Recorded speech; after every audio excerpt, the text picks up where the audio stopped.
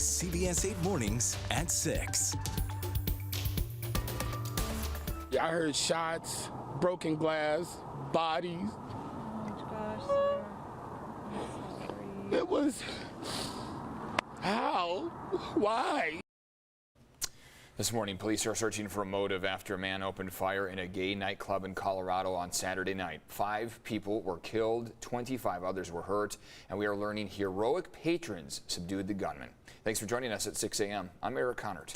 And I'm Netta Irampour. And this morning we have learned the suspected gunman, Anderson Lee Aldridge, is the grandson of local state assemblyman Randy Vopel. His district includes El Cajon, Santee, Lakeside, and Ramona. He's also the former mayor of Santee. Vopel once drew harsh criticism for comparing the January 6th attack on the Capitol to the American Revolutionary War. We have reached out to his office for comment. We have not yet heard back.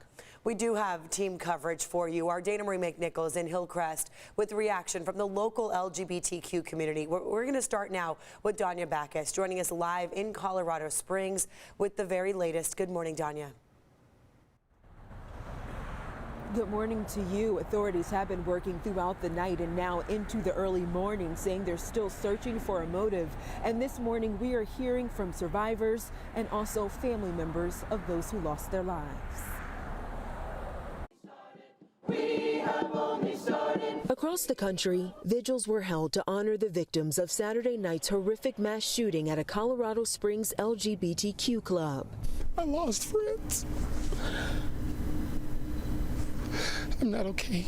Joshua Thurman was on the dance floor when the gunman opened fire at Club Q. I saw the flash of the muzzle when I looked to my left, and I took off running to the dressing room. Police say at least 2 patrons confronted the suspect, grabbed a handgun from him, then hit him with it and pinned him to the ground until officers arrived. Investigators identified the alleged shooter as 22-year-old Anderson Lee Aldridge. They say at least 2 firearms were found at the scene and that a long rifle was used in the attack. The motive of the crime is part of the investigation, and whether this was a hate crime is part of that investigation. We don't have him anymore, so really sucks. Club Q bartender Derek Rump was killed. Friends say he made everyone feel like family. Loving, supportive, with a heavy hand in his drink pouring, and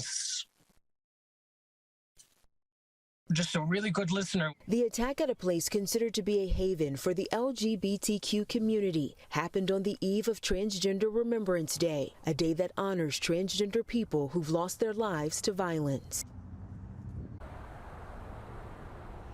Colorado's governor has said that flags will be flying at half-staff for 5 days to honor the victims, and we are hoping to learn more about the investigation at a news conference by authorities this afternoon. Eric and Netta, back to you. Danya Backus live in Colorado Springs for us. Thank you for that, Danya. And now San Diegans trying to process what happened. That deadly shooting may have happened in Colorado, but it impacts so many of us here at home. CBS 8's Dana Marie McNichol is live in Hillcrest now with more on that part of the story. Dana Marie? Well, good morning, Eric and Netta. Last night, San Diegans gathered at the LGBTQ Community Center as a place to mourn together. Not only the victims from last night, but all those who lost their lives due to violence. That was Transgender Remembrance Day yesterday. Now, we spoke to San Diego Pride Executive Director, and he shared with us also what it felt like when he heard the news. When our community woke up this morning and learned about what had happened, a lot of us thought, of course, and here we are again. The political rhetoric that has been escalating against our community has dire consequences. Now, I do want to make a correction. That was Gus Hernandez, the Senior Director of Communications at the San Diego LGBT Community Center. He continued to say that he has lost way too many people in this community, and he continues to grieve and mourn along with the community here in Hillcrest. Now, San Diego Pride released a statement saying that the LGBTQ community deserves to live their life free from violence and hate, and we will continue to fight for the right to live and love freely without fear. Mayor Todd Gloria was at that center yesterday. He said the bar in Colorado should have been a safe zone that was taken from them. It's not about people who were killed and wounded, but it's also about a message sending to this LGBT community that they shouldn't feel safe anywhere. He goes on to explain his frustrations. Take a listen.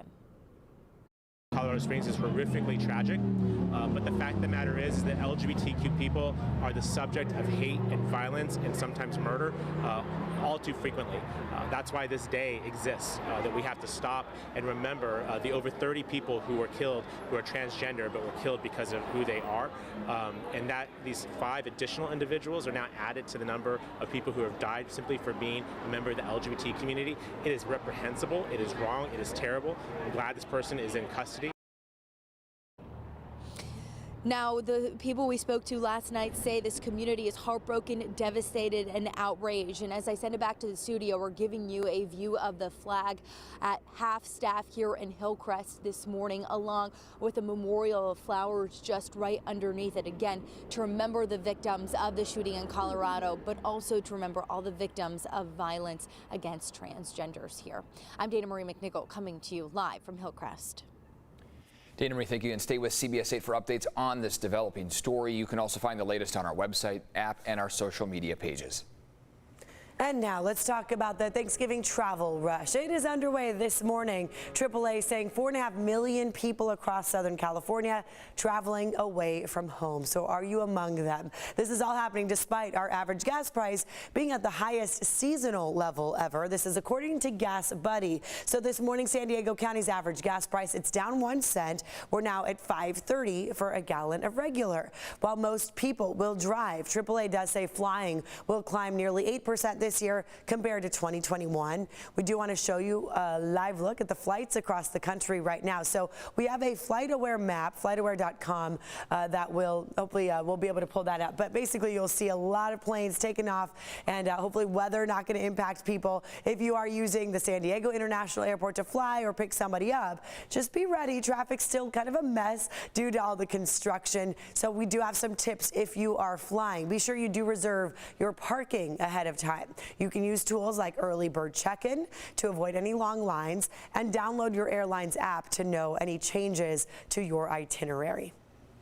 This morning, Team USA is getting ready to jump into action at the World Cup in Qatar. They open up group play against Wales at 11 a.m. The U.S. is the slight favorite going into this game. San Diego will be represented with former Torrey Pines high player Luca De La Torre on the roster, and his parents shared a message ahead of the game. Congratulations, Luca. We are very proud of you. What an amazing odyssey you had. From San Diego to England, to the Netherlands, to Spain, and now to the World Cup in Qatar. Yeah, nice message there, right? There will be a number of watch parties for today's World Cup game. The American Outlaws are hosting a pair of venues for all 3 of their group stage matches. It includes O'Brien's Pub in Kearney Mesa and Guava Beach Bar and Grill in Mission Beach. The group also recommends a number of other places: 3 Punk Ales in Chula Vista, the places on your screen here, Senior Grubbies in Carlsbad and Oceanside, and Shakespeare Pub in Mission Hills, Bluefoot Bar and Fairplay, both of those in North Park, and the Harp in Ocean Beach. So lots of options, lots of places around town to cheer on the soccer team here. Checking in with Evan now on our forecast here on this Monday. It's not looking too bad out there. No, so far shaping up very, very nicely. We've seen temperatures mostly in the 70s by the afternoon for the last several days. We did get a good hint to the Santa Ana's active yesterday. Wind advisory was in effect. It's now expired. No watches, warnings, or advisories to kick off your Monday. Looking very, very comfortable out there. Temperatures, of course, through the early morning hours are rather chilly. Shouldn't come as a big surprise there. But into the afternoon, we're going to be warming up. So 74 along the coast, 76 inland. Passing clouds that we'll be working through. You see what these temperatures look like to start off the morning, so it shouldn't come as a big surprise. This is coming on, 2 weeks straight of these cooler than normal temperatures overnight. So right now we've got Flagstaff, Arizona at 12 degrees, 49 in Phoenix, 47 in San Diego, one of the warmer spots on the map. Los Angeles right now at 57 degrees. We've got some passing clouds on infrared. We'll have a better image of what these clouds look like this morning once we have our visible satellite loop in play. That'll come once the sun is fully up there. But so far we've just been picking up on some passing clouds, nothing too notable. These are mainly high clouds too. When we take you all the way up to areas like Santa Barbara, Bakersfield, just north of LA, you've got quite a mix of things denoting these cooler temperatures. Frost advisory, freeze warning, hard freeze warning. Most of our temperatures are above that freezing point, but still notable that here in Southern California, we're working with such chilly overnight low temperatures. We'll stay in the 70s pretty much every afternoon to come, get into our warmest point for Thursday and Friday as a ridge of high pressure builds overhead. So sunshine and 70s still in play all the way through this week. And then as we go into your weekend and early next week, that's when we'll start to see some cooler temperatures on hand and even a chance for some wet weather as we head into about Monday of next week. That's going to be our best opportunity, still about 7 days out from now. All right, let's switch gears, talk about how traffic is shaping up as we kick off the day. So far, things have been very, very light on the roads. We'll take you to what's going on out there here. Looks like we are tracking just a few crashes. I want to give you just a heads up on what's happening here. It looks like there's a crash on the northbound 15 at the 52, and then on top of that, on the 163 northbound. This is at Claremont Mesa Boulevard. So a couple crashes to start off the morning. Neither of those look to be causing any significant backups in the area. You can see how we're still working with pretty much green across the screen in that region of Claremont Mesa, Kearney Mesa. So you should be able to still head out, and it looks like those crashes are now being cleared over to your right-hand shoulder.